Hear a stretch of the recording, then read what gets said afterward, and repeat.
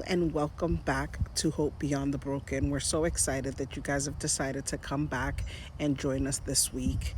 Please share, subscribe to our channel so we are able to continue to bring this positive feedback and positive stories to you.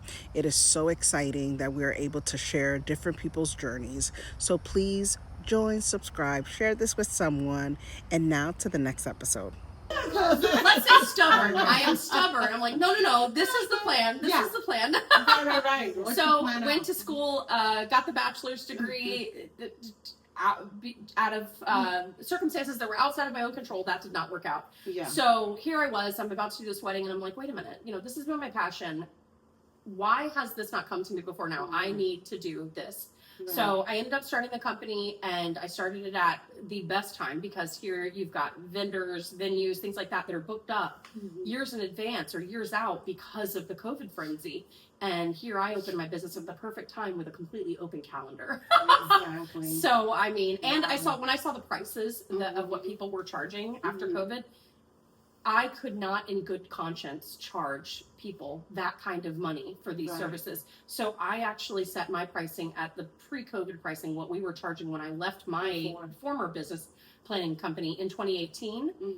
I started charging that in 22. And so of course I'm raking in all the business that, that couldn't get in elsewhere. And it just was a good plan. It was just sheer luck, really. Awesome. So that's what happened. That's great. So then I've kind of transitioned from that into, training other girls to be planners as well so that I can start handing things off to them. And I have a couple different directions that I want the business to go in now. So yeah, good.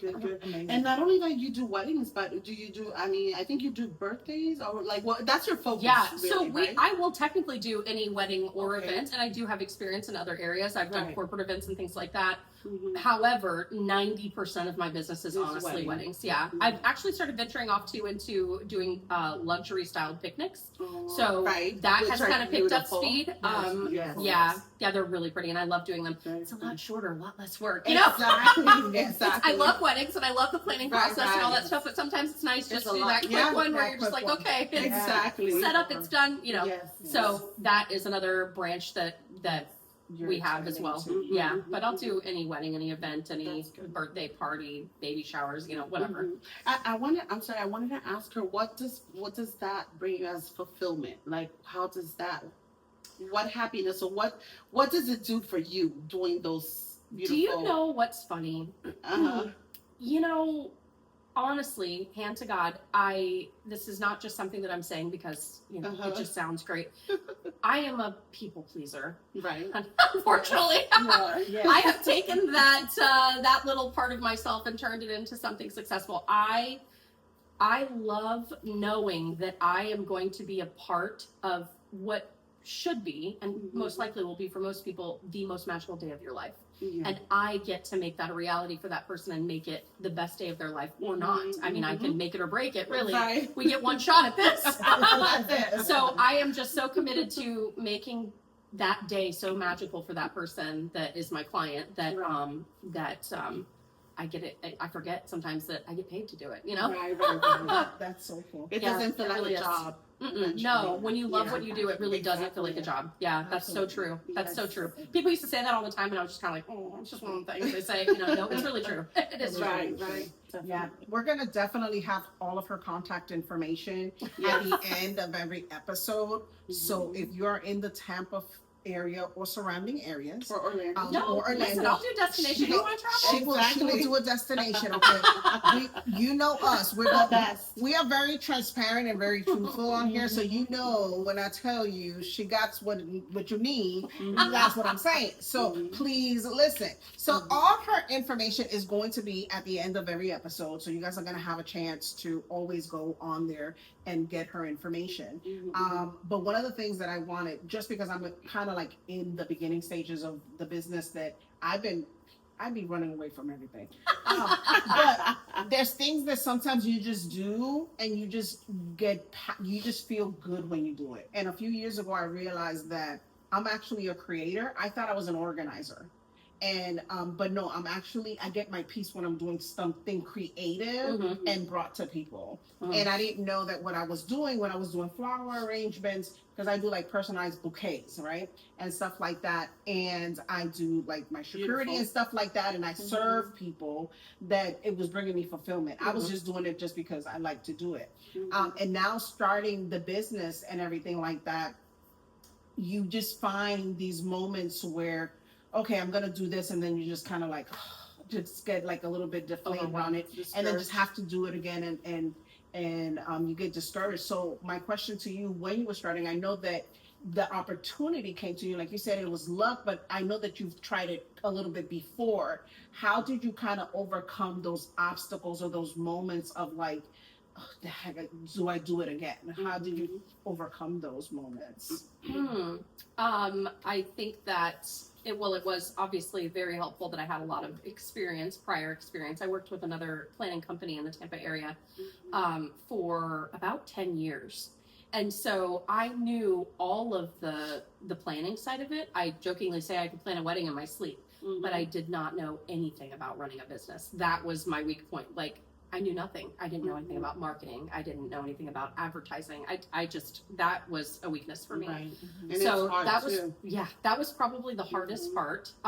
So I think it was a lot of, I had a couple friends that were in business in completely different areas that I leaned on and asked for advice and things like that. Really close friends that put up with me and guided me a little bit. And then also, of course, I Googled everything that I could. I started going on YouTube. I am very much a person that is always trying to learn and grow and whatever.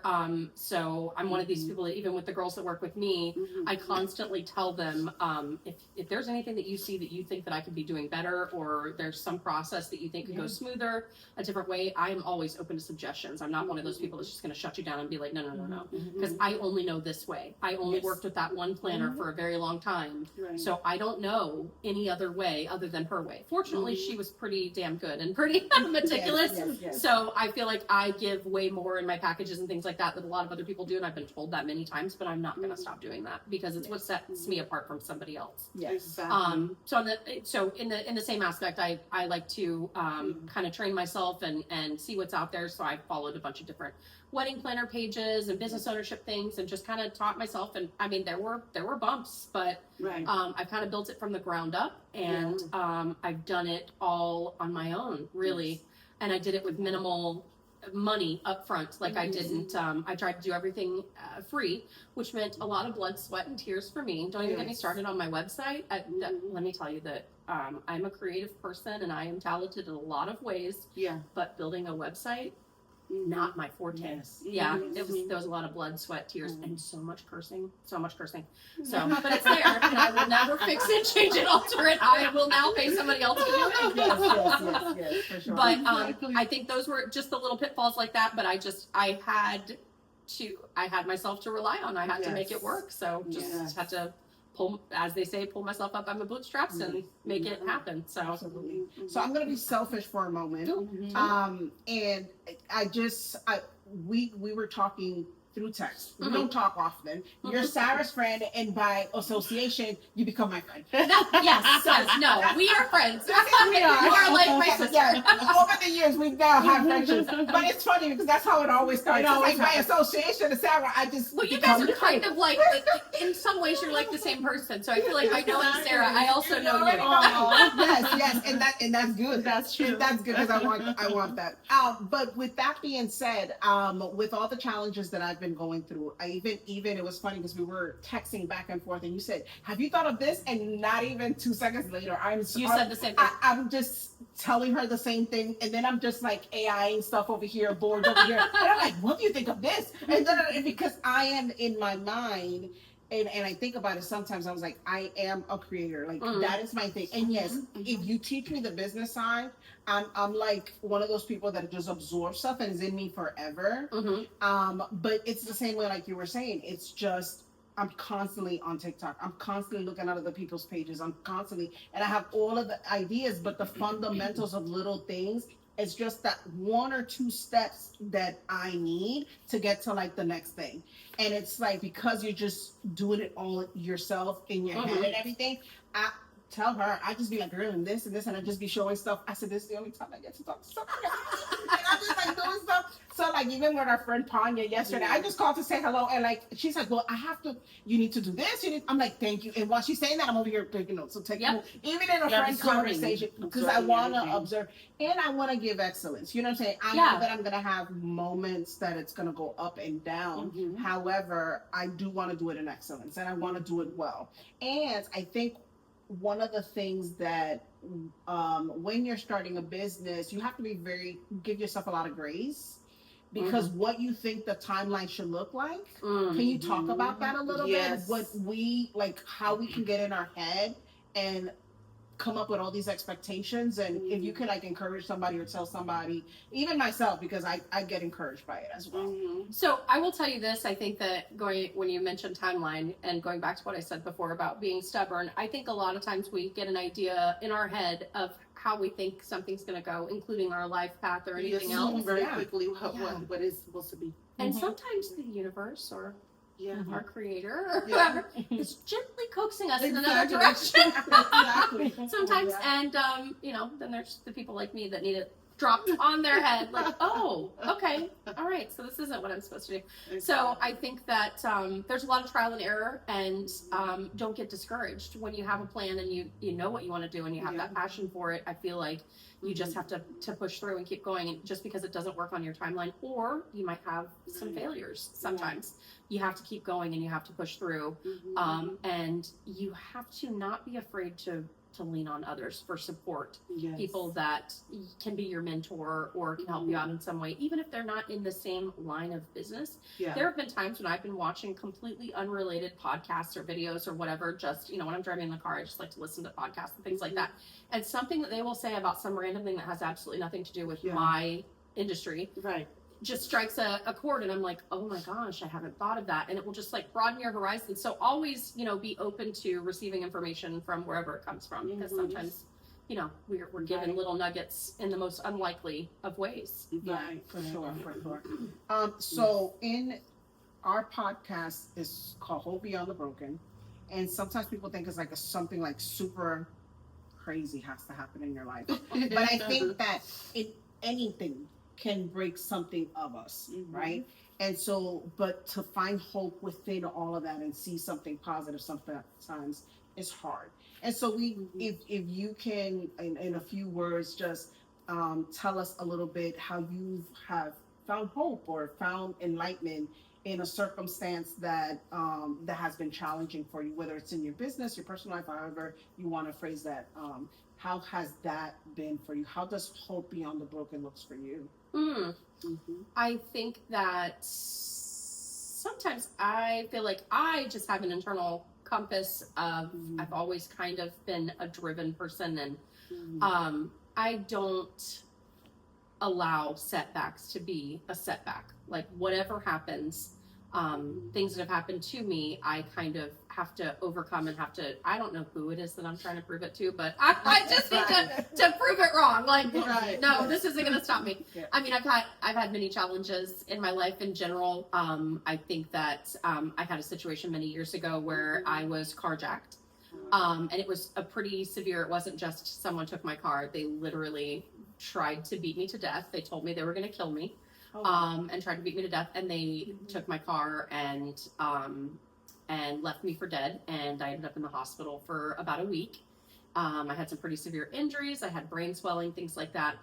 Never once did I shed a single tear about that. And it wasn't because, in spite of it or some sort of act of defiance. It was because in those last moments when I thought I was going to die, and when the person was literally telling me, I'm going to kill you, he was choking me, he was suffocating me, and I couldn't breathe at all.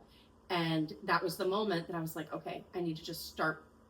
This is it. This is the moment that people always wonder if they're going to have. Like, will I have that moment to say what I need to say and do what I need to do? So I just went in my head and immediately started praying for my family, praying that they were going to be okay and that they weren't going to be upset with me for this unfortunate situation.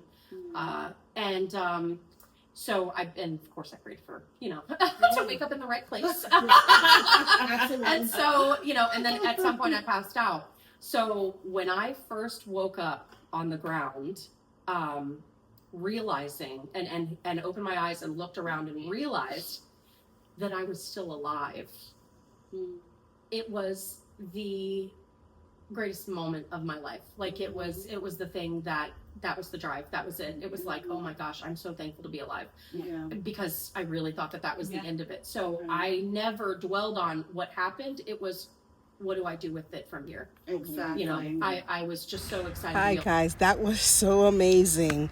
It's just a testament of working hard and being able to find where your niche is, right? We have difficult times, difficult situations, but we can turn it around. We just need to have faith and perseverance. So please go ahead and like this, share it, and we will see you next week.